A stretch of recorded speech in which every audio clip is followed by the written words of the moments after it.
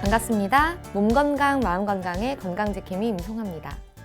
겨울에 꽃을 피워 동백이라 불리는 동백나무가 꽃을 활짝 피웠습니다. 4월 봄까지 붉고 흰 꽃송이로 우리를 행복하게 해주는데요.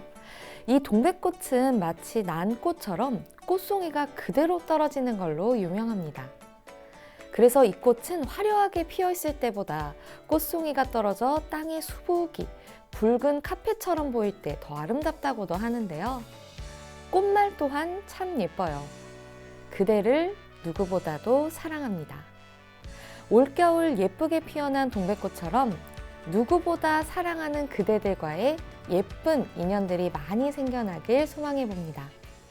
몸 건강, 마음 건강 오늘 순서 시작할게요. 라디오로 생방송되는 오전 11시 유튜브에서 원음방송 또는 몸건강 마음건강 라이브를 검색하시면 실시간으로 방송에 참여하실 수 있고요. 오른쪽 하단에 구독 버튼 누르시면 원음방송의 다양한 컨텐츠들도 만나실 수 있습니다. 오늘 몸건강 마음건강 서울시 서초구 서초 아이누리 한의원 황만기 박사님과 함께합니다. 건강상담 원하시는 분들은 전화주세요. 서울 02-823-2000번 서울 전화 02-823-2000번이고요. 문자 상담도 가능합니다. 샵 8970 우물정 누르시고 8970으로 보내주시면 됩니다. 짧은 문자 50원, 긴 문자 사진 문자는 100원의 정보 용료가 부과됩니다. 신청하실 땐 상담받으실 분의 키, 몸무게, 연세를 적어주시고요. 얼굴 사진이나 아픈 부위의 사진도 함께 보내주시면 더욱 자세하게 상담받으실 수 있습니다.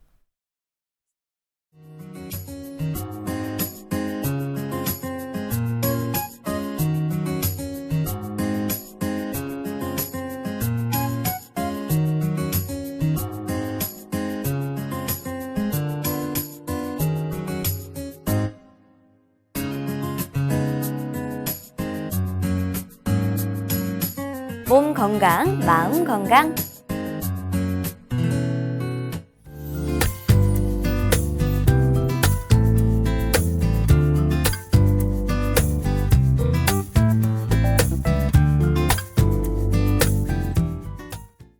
오늘 미니 강의는 황만기 박사님과 함께합니다. 박사님 안녕하세요. 안녕하십니까.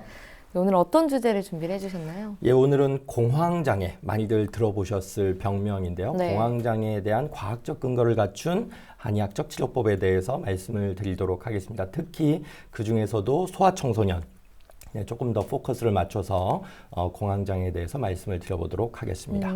공황장애 하면 보통 어른들이 많이 생기는 병이라고 알고 있어서 이 소아청소년의 공황장애는 좀 생소한데요. 예. 먼저 공황장애가 어떤 건지에 대한 설명 부탁드립니다. 공황장애는 딱 정의가 이렇게 되어 있습니다. 뇌의 불안 센서 오작동에서 비롯된 과도하고도 급격한 불안 공포 반응이다. 이게 마치 화재가 났을 때 네.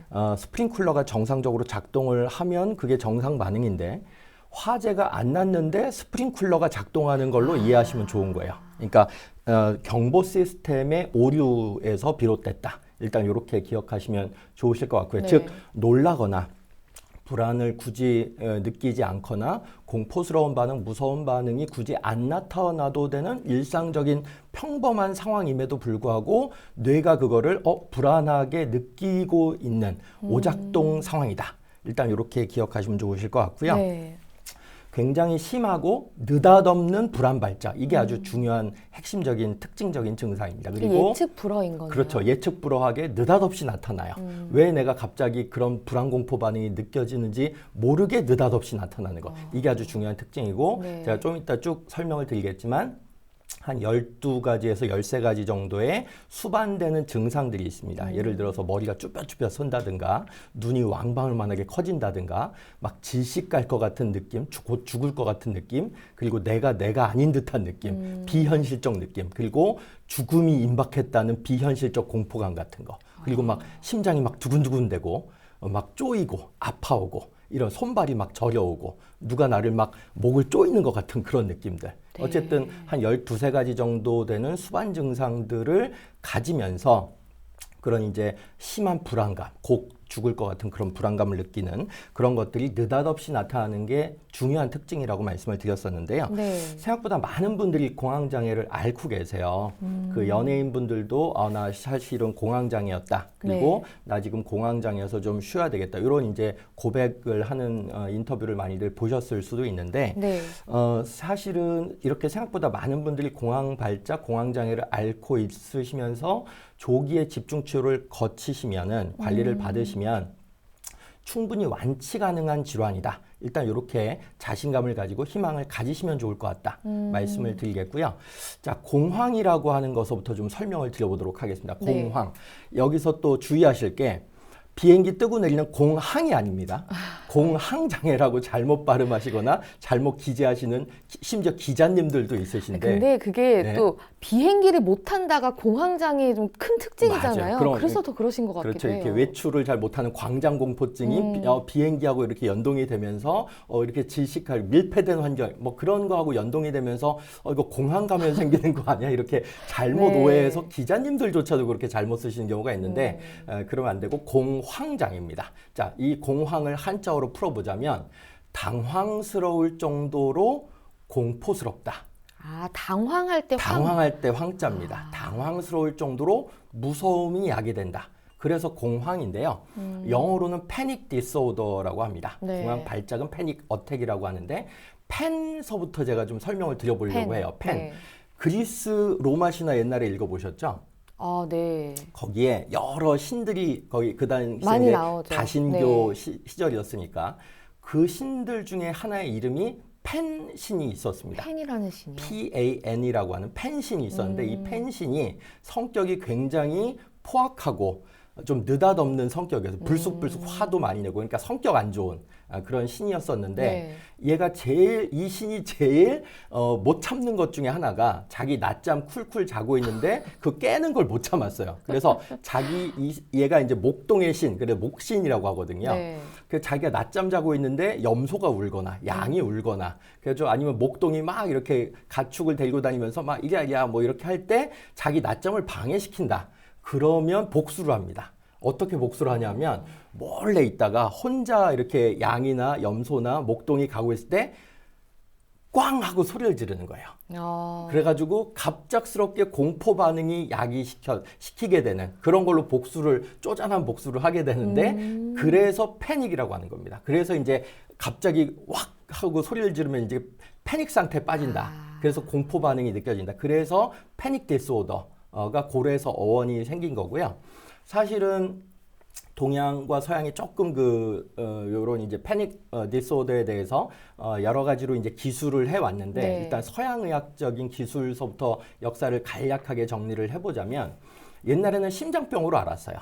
예민한 심장병. 그래서 이 공황장애에 대해서 최초로 정확하게 기술을 한 사람이 심장내과 의사였습니다. 요새는 공황발작을 다 정신과 네. 의사 선생님들이 보는데 옛날에는 심장내과 선생님들. 왜냐하면 심장이 막 두근두근거리고 두근두근거리니까. 쪼이고 아프고 막 숨 못 쉴 것 같은 그런 느낌이 있기 때문에 이건 분명히 심장병일 것이다. 네. 이렇게 생각들을 했던 거죠. 그것도 무리는 아닌데 그래서 네. 호프라고 하는 영국의 심장내과 의사가 1832년도인가에 처음으로 심장학 교과서를 썼는데 거기에서 신경성 심개항진증이다. 이렇게 일단 공황장애를 지금과는 다른 심장내과 병증으로 기술했죠. 네. 그 다음에 1870년대 초에 그 다코스타라고 하는 미국 남북전쟁에 참전했던 의사 선생님이 있어요. 이분도 내과 의사인데 네네.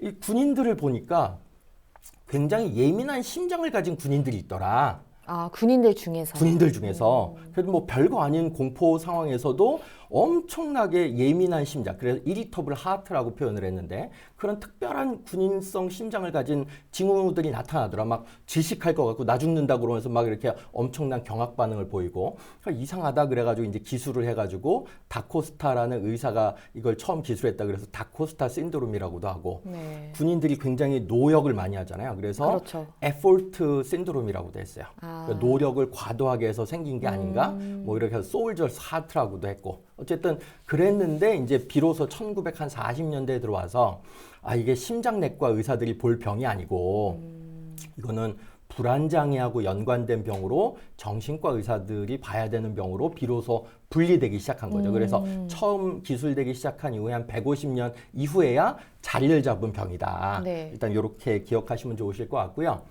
공황장애하고 공황은 엄격히 분리해야 된다라고 또 저는 강조를 드리고 싶어요. 왜냐하면 네. 공황이라고 하는 거는 네. 말 그대로 정상 반응입니다. 갑자기 이렇게 조용한 길을 걸어가고 어두운 길을 걸어가고 밤길을 걸어가고 있다가 네. 갑자기 칼든 강도를 만났다. 아니면 갑자기 그냥 라이트 킨 이렇게 차가 갑자기 탁 돌진해 왔다. 네. 그러면은 공황 반응이 일어나는 건 정상 반응입니다. 그러니까 패닉에 빠지는 건 당연한 너무나 상황. 당연한 거죠. 네. 그럼 생명이 위협될 만한 상황에 놓였을 때 생명의 위협을 느꼈을 때 나타나는 신체 반응이 나타나는 건 어찌 보면 방어적 반응에 해당이 네. 되는 거죠. 그런데 공황 발작이라고 하는 건 뭐냐? 이건 병인데 그런 위험이 없음에도 불구하고 시도 때도 없이 느닷없이 네. 전혀 위험이 없는데도 불구하고 내가 불안 공포를 느끼는 것. 이게 공황장애다. 이렇게 일단 구분해서 이해하시는 게 중요하다. 이렇게 정리를 해볼 수가 있을 것 같습니다. 그러면 말씀하신 것처럼 이렇게 패닉이 온다든지 공황을 느낀 상황이 아닌데 공황을 느끼는 이 원인이 뭔가요? 그 원인을 일단 오답 원인서부터 말씀을 드릴게요. 뭐냐면 사람들이 이렇게 보통들 많이들 생각하시고 그래서 병을 키우는 경우가 많은데 이건 그거는 아니다라는 그렇죠. 말씀이신 거죠? 오답부터 말씀을 드릴게요. 흔히들 생각하는 잘못된 원인들. 네. 그게 뭐냐면 걔가 심약해서 그래. 이게 걔가 틀린 틀린 생각인가요? 소리입니다. 전혀 틀린 소리고 걔가 겁이 많아서 그래. 원래 그냥 선천적으로 좀 약해서 그래. 그런 게 아닌 거죠. 대부분 그렇게 해가지고 나는 심적으로 강건한 마음을 가진 사람인데 네. 나는 담력이 큰데 근데 내가 공황장애라니 받아들일 수 없어. 그러니까 병원을 안 찾으시는 거죠. 그래가지고 그냥 여러 검사들을 해봤는데 분명히 심장 질환일 거야. 분명히 폐 질환일 거야. 이렇게 하는데 검사를 해보면 다 이제 정상 반응으로 나타나는 그런 경우가 허다합니다. 근데 그래서 그냥 괜찮구나 하고 돌아가시는 거죠? 그렇죠. 뭐 다른 원인이 있을 거야. 뭐 이렇게만 생각하시고 집중 치료를 안 받으시고 집중 관리, 그 공황 장애에 대한 집중 관리 안 받으시는 거죠.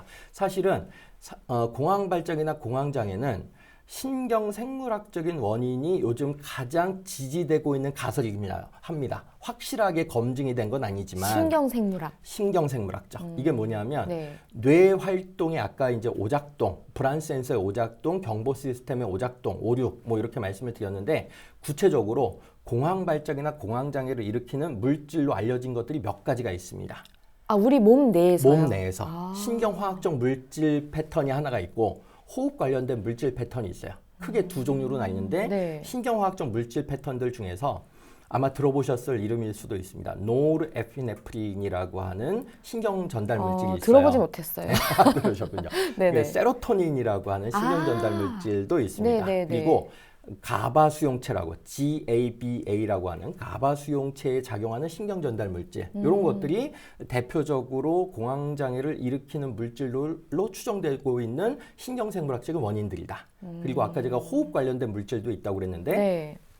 산과 염기가 이렇게 평형을 맞추도록 만들어주는 호흡 관련 물질들이 몇 가지가 있습니다. 네. 그 중에 한 가지, 두 가지 정도가 이 공황 발작이나 공황 장애와 연관되지 않았을까 이렇게 이제 추정을 하고 있죠. 그리고 사실은 최근 들어서는 이렇게 유전학 이런 것들이 분자 생물학의 발전을 하다 보니까 네. 이게 가족력들이 또 이제 많이 있다 보니까 예를 들어서 가족 중에 공황 발작이나 공황 장애를 이렇게 호소하는 경우에 있어서는 네. 거의 뭐 한 10배 정도 공황 발작이 없는 인구군에 비해서 10배 정도 유병률이 높아진다라고 하는 그런 특성들이 있고 일란성 쌍둥이라고 하는 거는 이게 유전자별이 똑같은 거 아니에요? 네. 그런데 요 일란성 쌍둥이 중에 한 명이 공황 발작이 있으면 한 명도 공황 발작이 나타날 확률이 한 45% 이상이 돼요. 그러니까 이건 분명히 유전적 요인이 있을 것 같아. 라고 추정을 하고 있는데 아직까지는 유전자나 아니면 염색체의 어떤 특정한 지점을 파악해내지 못하고 있어요. 네. 구체적으로 그러면 공황 발작이나 뭐 공황 장애가 발병했을 때 증상들은 어떤 게 있나요? 예, 요런 상황을 한번 떠올려 보시면 좋으실 것 같아요. 한 30살, 35살? 네. 굉장히 호발하는 연령대인데 왜냐하면 사회적인 스트레스가 굉장히 많을 때 그러니까 말단 사원이나 대리, 네. 그러니까 책임이 이제 아주 많지는 않지만 그래도 일을 엄청 많이 해야 되고 네. 스트레스가 적절하게 해소되지 않는 모셔야 될 상사분들 많은 30세에서 35세 되는 어떤 여자 대리님을 네, 떠올려 딱 지금 보시죠. 저의 그러시죠. 네네네. 그런 상태에서 열심히 이제 회사에도 또 상사분보다 일찍 출근해야 되는 상황이니까 또 아침에 이제 길 막힐까봐 또 일찍 출근을 해가지고 차를 몰고 나왔는데 갑자기 어떤 모 대교 위에서 네. 갑자기 심장이 엄청 뛰는 거예요. 그리고 막 질식할 것 같은 호흡곤란 상태를 느끼고 네. 손발이 막 쩌리쩌리하고 그 이렇게 막 곧 죽을 것 같은 나 여기서 죽는 거 아니야? 그런 이제 이상한 발작스러운 그런 느낌을 받기 때문에 머리도 막 쭈뼛쭈뼛 서고 눈이 막 왕방울처럼 커지고 입도 막 벌어지고 그래가지고 네. 땀도 나고 이거 나 응급실에 가야 되겠어. 그래가지고 응급실에 가서 병가 신청을 급히 하고 네. 선배한테 좀 일 처리해달라 하고서 응급실에 가가지고 검사를 쫙 해보면 하나도 나오는 게 없죠. 신체적으로는. 그래가지고 이건 분명히 문제가 있었을 텐데 괜히 이제 회사에 지각이나 해가지고 이제 네. 또 스트레스 받고 더 받죠. 그렇죠. 그런 네. 이제 상황들이 반복이 되어서 결국은 그 공황장애나 공황 발작으로 진단되어지는 경우가 사실은 굉장히 많이 있거든요.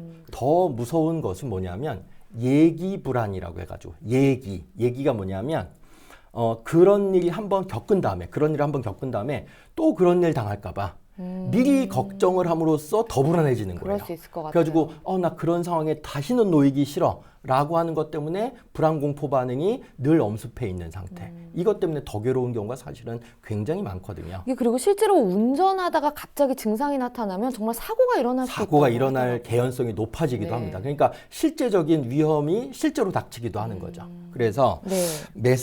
한 12가지에서 13가지 정도 증상을 아까 제가 이제 말씀을 쭉 네. 한번 드려본다라고 말씀을 드렸었는데 한 가지씩 정리를 해서 말씀을 드려보자면 네. 제일 중요한 것이 호흡이 가빠지거나 숨이 막히는 듯한 그런 질식감입니다. 그리고 아까 심장 얘기 많이 드렸었죠. 네. 맥박이 빨리 뛰거나 심장이 마구 뛰는 거죠. 제어할 수 없을 정도로 뛰는 겁니다. 그리고 어지러워가지고 막 휘청휘청하고 네. 졸도할 것 같은 느낌을 받는다. 아, 그리고 손발이나 몸이 이렇게 사시나무 떨듯이 이렇게 떨린다. 그리고 식은땀이 계속 비오듯이 나는 거죠. 그러니까 교감신경 흥분 반응이 일어나는 거죠.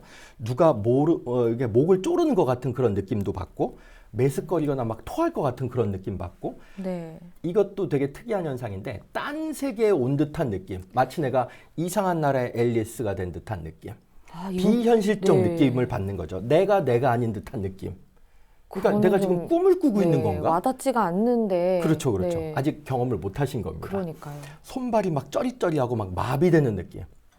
그리고 가슴 부위에 막 통증이나 쪼여오는 듯한 느낌. 그리고 화끈거리거나 추운 오한 같은 것도 느껴지고, 그다음에 죽을 것 같은 임박한 이렇게 죽음의 예감 이런 것도 느끼게 되고, 미쳐버리거나 네. 내가 통제를 못하면 어쩌나 하는 불안감에 엄습하는 거. 요게 이제 제가 정리를 해본 12가지, 13가지 정도의 이런 공황 발작 상황에서 나타나는 대표적인 양상들인데 네. 이게 다 나타나지 않더라도 한 4개에서 5개 이상만 나타나는데 10분 내에 이게 쫙 최고조에 올라요. 그리고 대부분 20분에서 30분 정도 쫙 이렇게 파도가 치다가 그런 증상의 파도가 치다가 어느 순간 특별한 조치를 취하지 않았는데도 쓱 없어져 버려요. 1시간 이내로. 근데 그게 만약에 매일 반복이 되거나 매주 반복이 된다라고 상상을 해보시면 얼마나 이거 정말 그것을 상상하는 것만으로도 미칠 것 같은 느낌. 그래서 예기 불안 때문에 더 고통스러움을 호소하는 경우도 상당히 많다. 이렇게 정리를 해볼 수가 있을 것 같습니다. 이렇게 공황장애 일반적인 증상들과 공황장애가 어떤 것인지에 대해서 알아봤는데, 그럼 이제 다시 본론으로 넘어가서 이제 소아청소년의 공황장애에 대해 알아볼 텐데요. 이게 정말 아까 저도 서두에서 질문을 드렸지만 보통 공황장애는 어른들이 뭐 쉽게 말씀하신 것처럼 저 정도의 여성들이 예. 혹은 남성분들이 많이 걸리시는 걸로 아는데 소아청소년에게도 공황장애가 일어날 수가 있나요? 예, 사실은 이렇게 이제 MC께서 잘 질문을 주셨는데 네. 공황장애의 평생 유병률은 한 3-4% 정도 돼요. 아, 그러니까 뭐 어느 정도는 인구 중에서 3-4% 정도 되는 인구분들은 평생에 한 번 이상 공황 발작을 경험한다. 그러니까 낮지 않은 비율입니다. 네. 그런데 요 3-4%에 해당되는 분들의 상당수가 언제 발병이 시작되느냐? 병원에 가느냐가 아니고 언제 발병이 시작되느냐 기억을 되짚어 보면 대부분 청소년기입니다. 청소년기가 우리나라의 문화적 상황 때문에 그럴 수도 있지만 네. 어쨌든 청소년기에 발병이 시작돼요. 그리고 정말로 학업 스트레스를 비롯해서 뭐 대인관계 스트레스 많이 찌들어 있는 어린이들 같은 경우에는 아동기에도 시작된다고 알려져 있습니다. 그러니까 어린 애들 같은 경우에는 이런 것들을 상당히 어머님들이나 주위 분들이 좀 유심히 보셔야 되는데 증상은 어른들이나 비슷하게 나타나요. 증상은 비슷하게 나타나는데 다만 그 처리가 다르기 때문에 오히려 강화될 우려가 있다. 처리가 네. 어떤 처리냐면 아기들은 이게 질병인지 아닌지에 대한 병에 대한 인식이 어른들에 비해 낮지 않습니까? 그렇죠. 그러니까 내가 이게 질병인지 증상인지 병인지 이걸 잘 몰라요.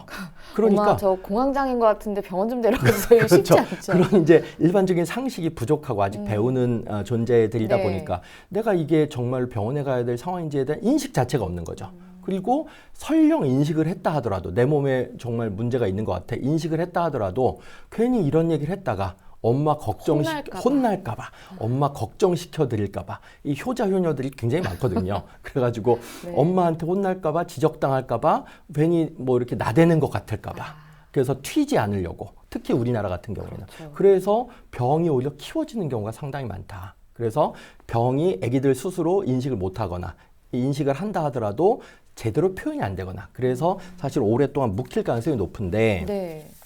이 공황장애가 조짐이 나타난다 그러면 굉장히 빨리 선조치를 좀 하셔야 돼요. 왜냐하면 여러 가지 이렇게 합병증들이 드러날 수가 있는 것이 대인관계를 망칩니다. 그리고 학업을 망치고 네. 아기들의 정상적인 정서 발달이나 행동 발달에 장애를 가져오게 되죠. 네. 그리고 더 심한 합병증은 뭐냐면 아까 이제 비행기 타러 갈 때 그런 공항 얘기도 네, 하셨지만 네. 광장공포증. 그러니까 아예 안 나가려고 하는 거예요. 내가 안전감을 느끼는 상황을 벗어나기를 꺼려하는 마음이 굉장히 그럴 수 강해지는 있을 거죠. 것 즉 같아요. 아까 얘기했던 예기 불안. 미리 걱정해가지고 부모님하고 안 떨어지려고 하는 욕구가 너무 집착적으로 강해지는 거. 그래서 아예 대외 활동을 철폐시키는 경우죠. 그걸 이제 광장 공포증. 그러니까 사람들 모이는데 안정감이 없는데 안 나가려고 하는 거. 그리고 이게 집에만 있다 보니까 당연히 우울감 같은 거에 청소년기 빠질 수가 있겠죠. 그리고 맨날 이렇게 게임만 한다든가. 맨날 이렇게 그냥 자기만의 세계에 갇혀서 한다든가. 그러다가 이게 물질남용. 우리나라는 없지만 거의 없지만 마약이라든지 술 같은 걸로 이어져 가지고 성인이 된 후에 성인이 된 네. 후에 그런 이제 우울 경향이 강화되어 가지고 물질 남용 상태에 빠지게 되고 어떤 대외적 교섭이 떨어지다 보니까 자살 위험도가 높아지는 이렇게 진행이 될 가능성이 없지 않아 있기 때문에 공황 발작이나 공황 장애가 드러난 경우에는 빨리빨리 확인해가지고 가까운 한의원이나 네. 정신과에 꼭 방문을 하셔야 된다라고 말씀을 드리고 있고요. 네. 그럼 이렇게 공황장애나 공황발작이 어떤 애들한테 주로 나타날까? 네. 대부분 세 가지로 요약이 됩니다. 첫 번째는 자동차 사고를 크게 경험한 경우. 그리고 자동차 사고가 났다가 어머님이나 아버님이 크게 다치거나 피를 많이 흘리는 걸 보게 된 경우. 이게 첫 번째고 두 번째는 가족 간의 갈등이 장기화되고 폭력적인 경우. 그러니까 집안에 막 물건들 왔다 갔다 하고 막 네. 아버님이 과도하게 막 이렇게 아기를 막 회초리를 벗어나가지고 네, 막 이렇게 네. 뭐 혁대를 비롯해가지고 이게 가정 약간의 폭력. 그렇죠. 폭력이 너무 가정 심한 폭력. 경우에 네. 그때 공황 발작이 일어날 아주 유력한 원인이 되고 세 번째는 무서운 영화 그리고 끔찍한 장면을 많이 그러니까 15금 뭐 이렇게 19금 뭐 12금 이게 다 이유가 있는 거예요.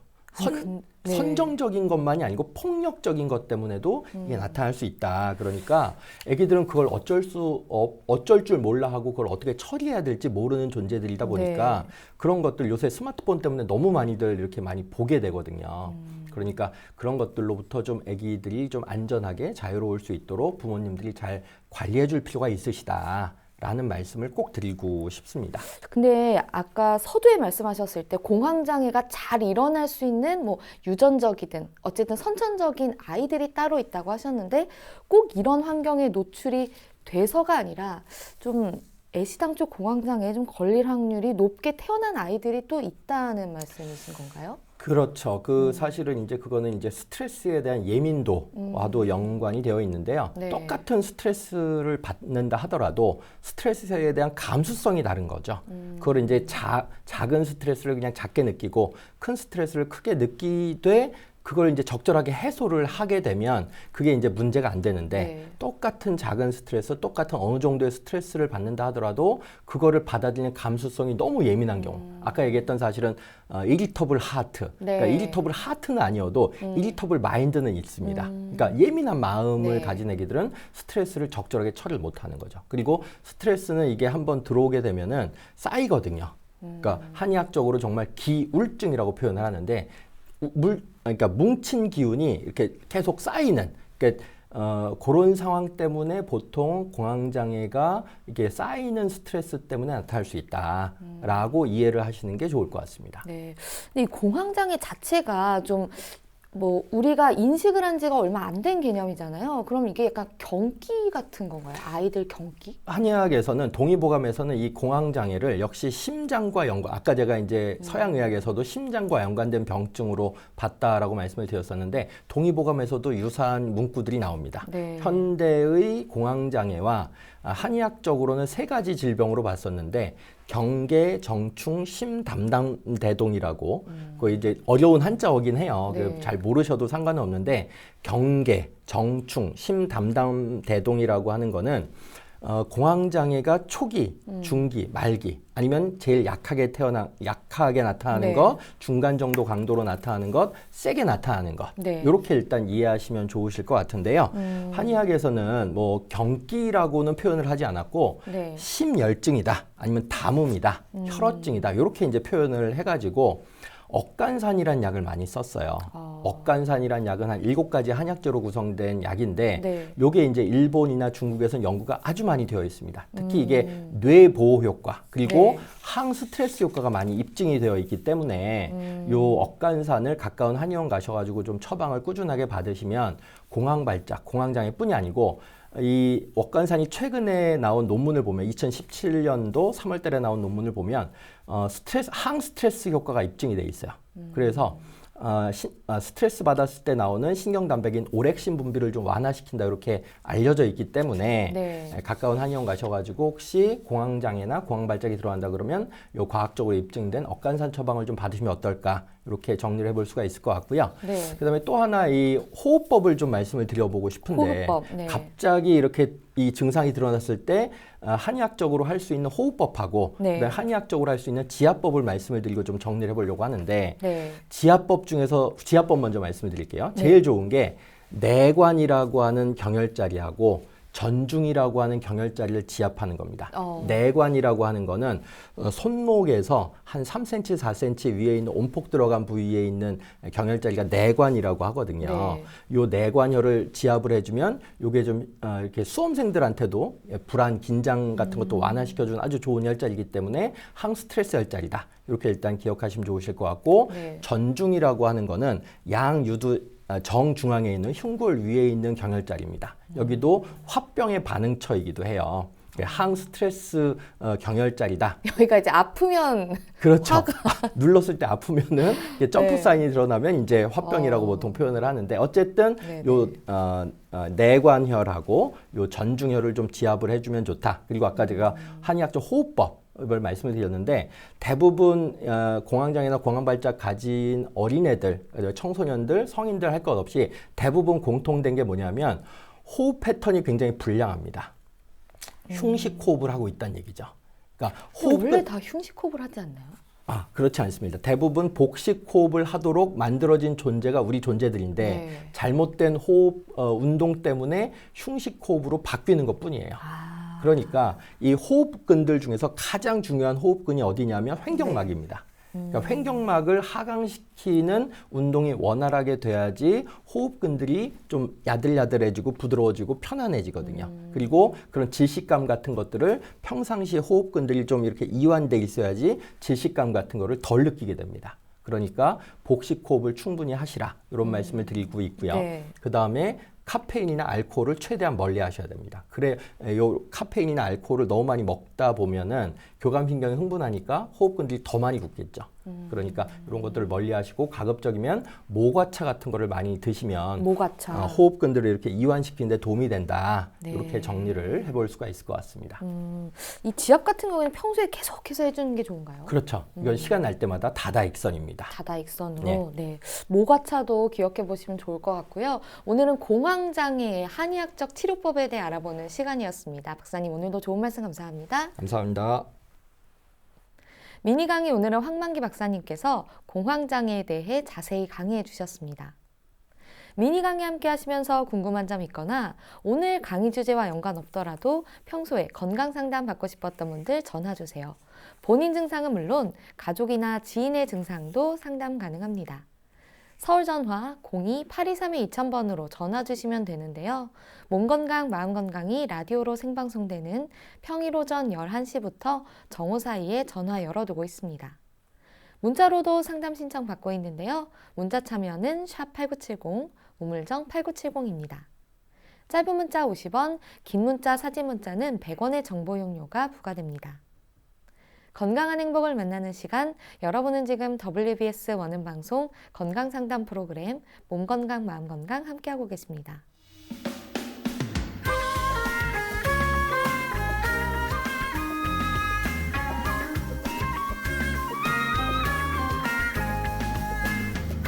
날이면 날마다 찾아오는 시간이 아닙니다. 약이 되고 복이 되는 꿀같은 건강정보 튼튼보감 시간입니다.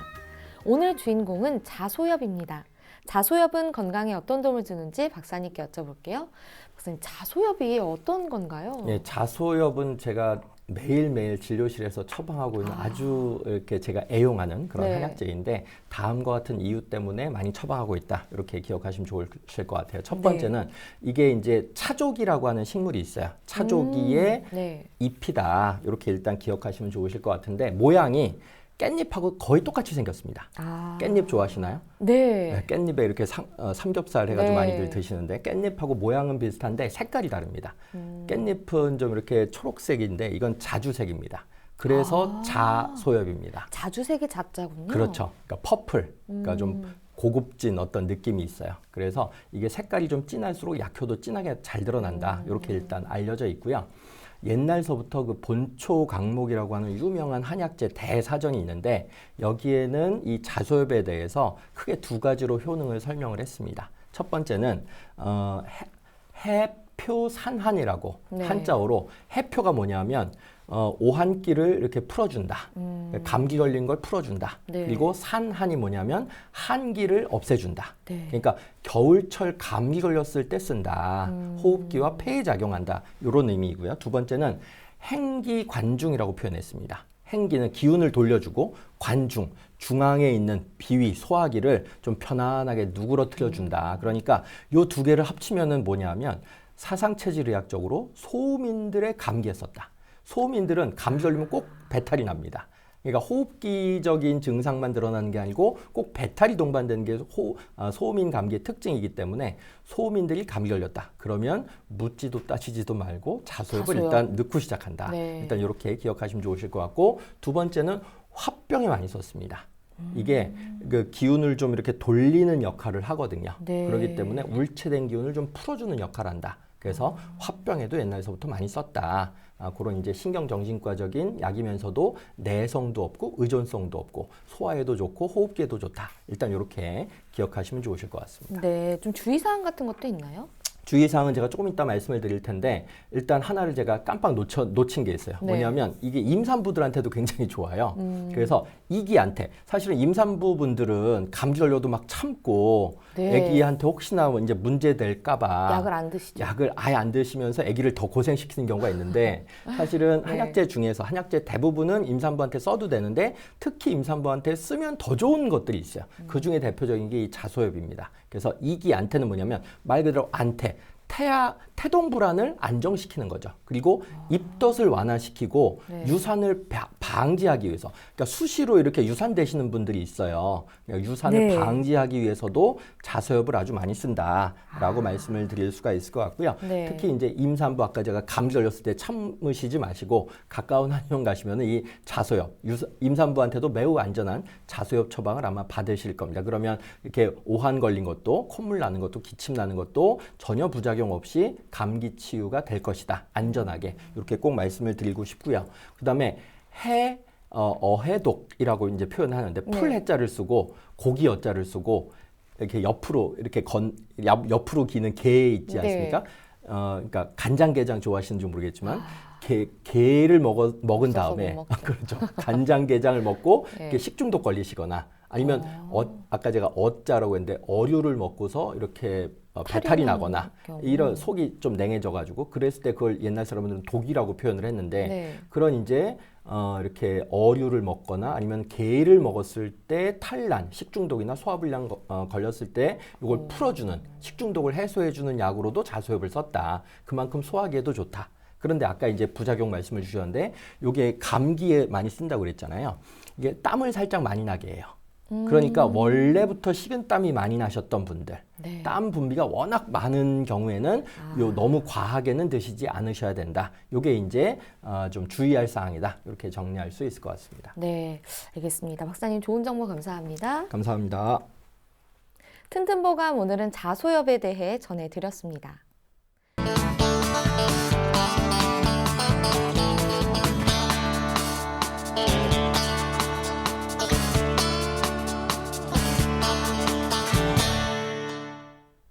자, 그럼 오늘의 건강상담 시작해 볼 텐데요. 건강상담은 체질이나 상황에 따라 개인차가 있을 수 있다는 점 미리 말씀드립니다.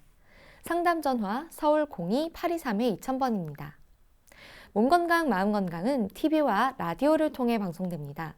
원음방송TV는 스카이라이프 채널 187번, KT올레TV 239번, SKBTV 309번, LGU 플러스 278번, 딜라이브 239번, CJ힐로 238번, 현대 HCN 549번, 제주 KCTV 375번, 금강방송 796번입니다.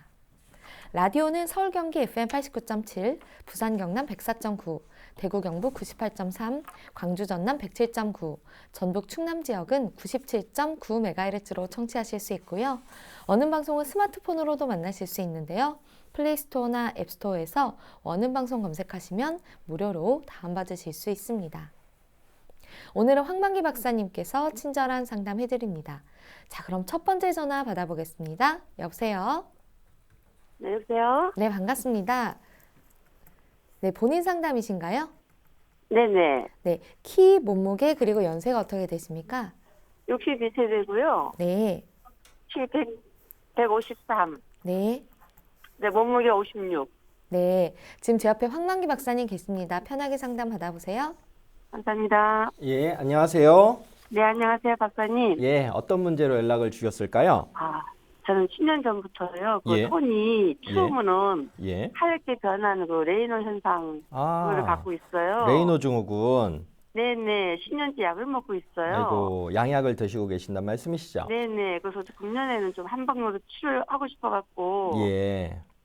제일 불편한 레이노 증상은 어떤 거일까요? 예를 들어서 이렇게 차갑다는 감각 이상을 느끼실 수도 있고 이게 좀 저린 느낌도 있을 수 있고 아픈 느낌도 저리진 있을 수 않아요. 있거든요.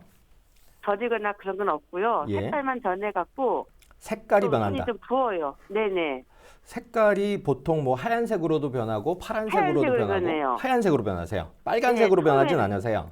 아니요. 하얀색이 변해갖고 내가 막 문지르면 한 3, 4분 있으면은 본래 색깔로 돌아와요. 또 괜찮고 네. 그 붓기도 한다 이런 말씀을 주셨는데요. 네네. 붓기도 해요. 손만 그러신가요? 발도 그러신가요? 발은 안 괜찮고요. 손만 그래요. 양손이 다 그러세요? 아니면은 양쪽 손 다요. 양손 다, 양 손가락 네. 다 그런단 말씀이시죠? 네네. 재작년까지는요. 손에 첫 마디까지 했는데 작년부터는 또 그 손에 그 두 번째 마디까지 올라왔어. 하얀 게. 좀 변화가 좀 생기셨네요. 네네. 약을 네. 계속 드시고 계심에도 불구하고 네네. 이게 사실은 아까도 잠깐 언급을 주셨지만 추워지면은 굉장히 더 심해지는 병증이거든요.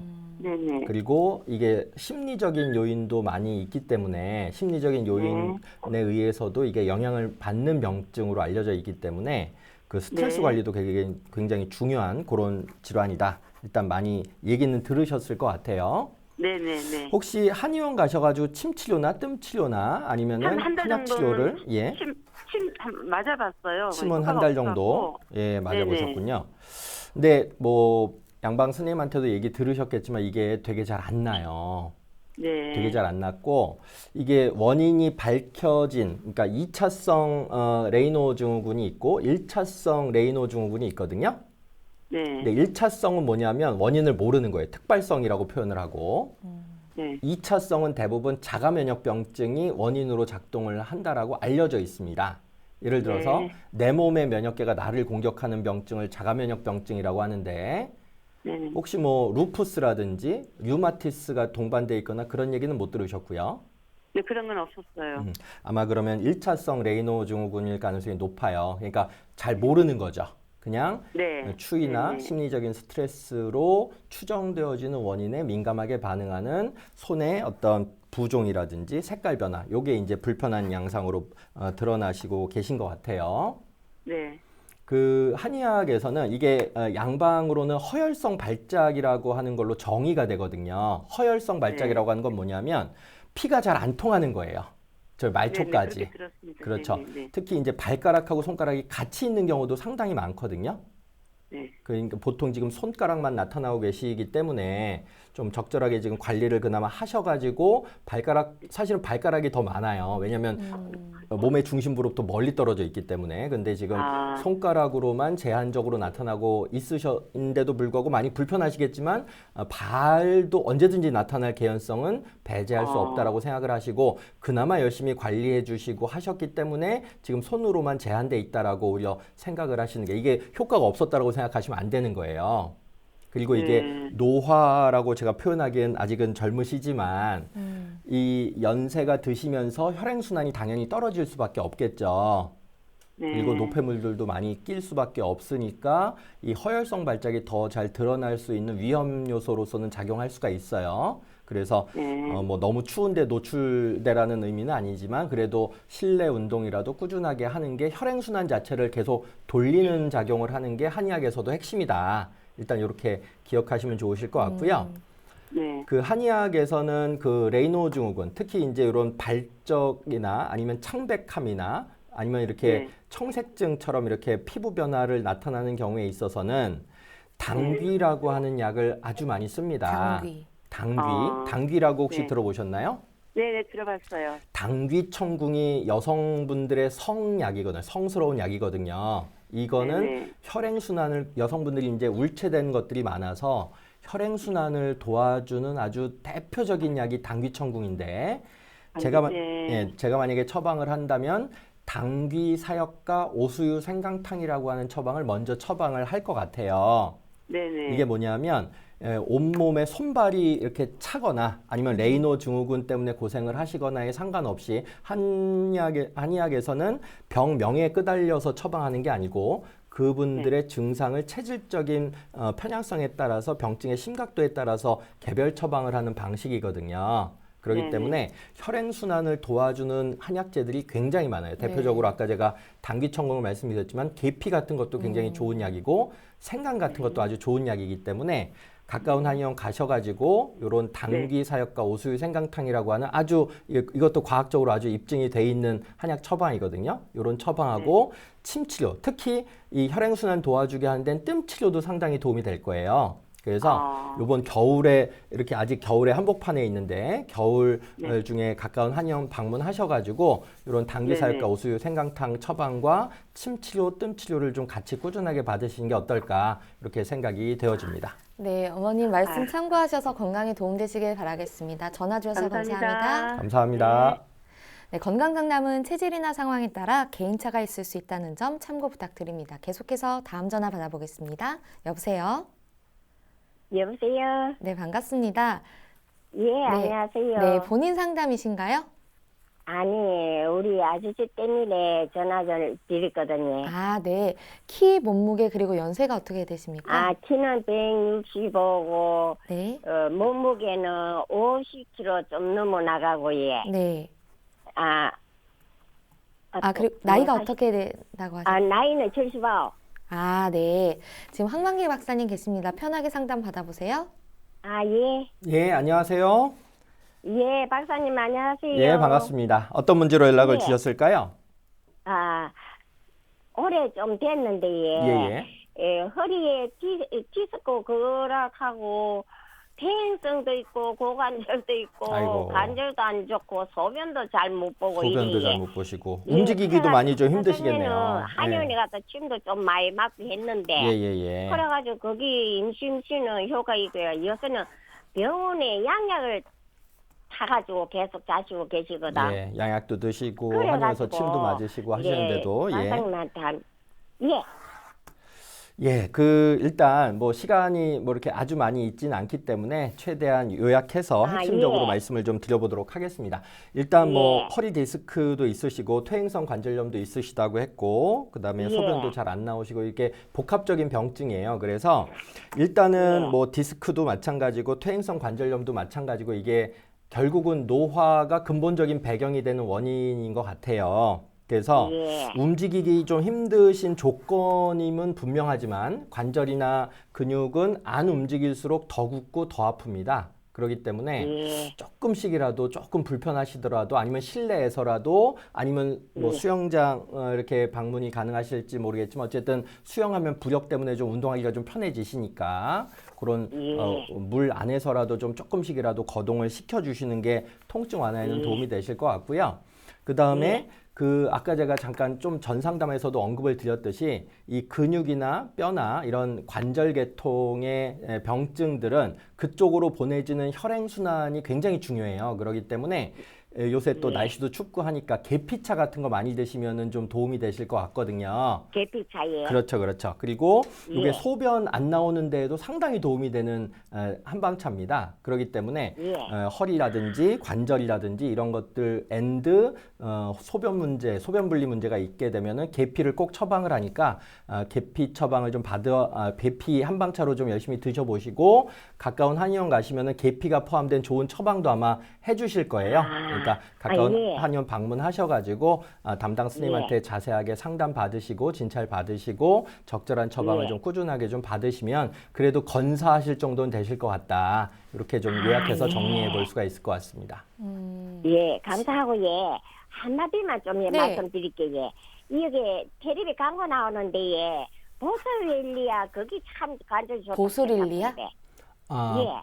예. 제가 정확하게는 그 제품명은 모르겠지만 뭐 광고에 나올 정도면 뭐 나쁘지는 않을 것 같은데 그래도 그건 이제 인생도 나섰다고 뭐 이렇게 그렇죠, 그렇죠. 나오더라고요. 그건 이제 일반적이고 보편적인 어떤 성분들을 가지고 하는 것이고 제가 가까운 한의원 방문하시라라는 말씀을 드린 거는 이게 개별 처방을 하는 게 중요할 것 같거든요. 왜냐하면 환자들마다 증상은 다 패턴들이 다르기 때문에 그래서 그 어르신한테 맞는 그런 처방을 좀 이렇게 맞춤 처방의 형태로 받는 게 어떨까 이렇게 권유드려 볼 수 있을 것 같습니다. 따라가지고 먹으면 됩니까? 네네네. 예, 일단 그렇게 한번 해보시는 게 좋을 것 한의원에 같습니다. 가서 처방할까 예. 네, 네. 그렇게 어머님 전화 하시는 게 좋을 주셔서 것 같습니다. 감사합니다.